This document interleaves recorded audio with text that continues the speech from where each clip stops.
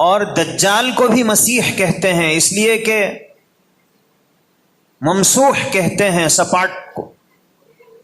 اس کی ایک آنکھ بالکل سپاٹ ہوگی، ایک ہی آنکھ ہوگی۔ تو اس لیے ایک ہے مسیح ہدایت اور ایک ہے مسیح ضلالت۔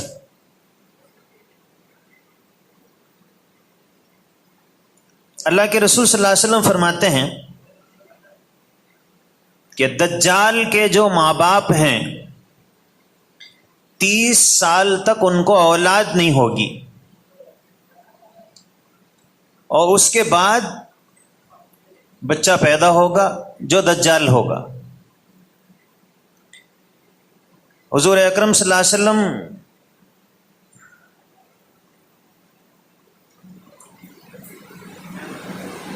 نے فرمایا کہ دجال کے سر پہ بال بہت ہوں گے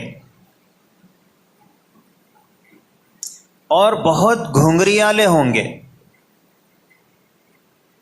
اس کا جو رنگ ہے وہ بہت وائٹ ہوگا، سفید، ایک آنکھ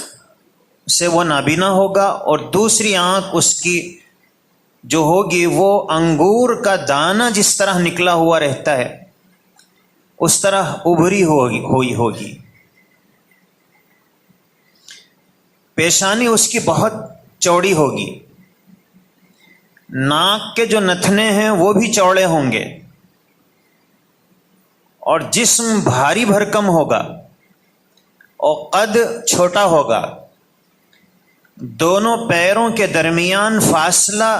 تھوڑا سا زیادہ ہوگا۔ اور حضور اکرم صلی اللہ علیہ وسلم کے زمانے میں ایک صاحب تھے قطن بن عبد العزیٰ، تو حضور نے فرمایا کہ بس ان سے تھوڑا تھوڑا ملتی جلتی اس کی شکل ہوگی،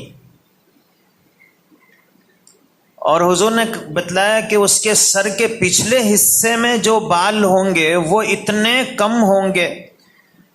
کہ پیچھے سے دیکھنے سے یہ معلوم ہوگا کہ گنجا ہے۔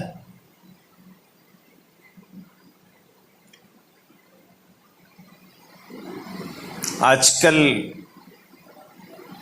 بالوں کے رکھنے کا جو اسٹائل چل پڑا ہے کچھ دجال کے اوپر فٹ ہوتا ہے، بال بڑے بھی ہوں گے، پیچھے سے دیکھیں تو معلوم ہوں گے گنجا ہے۔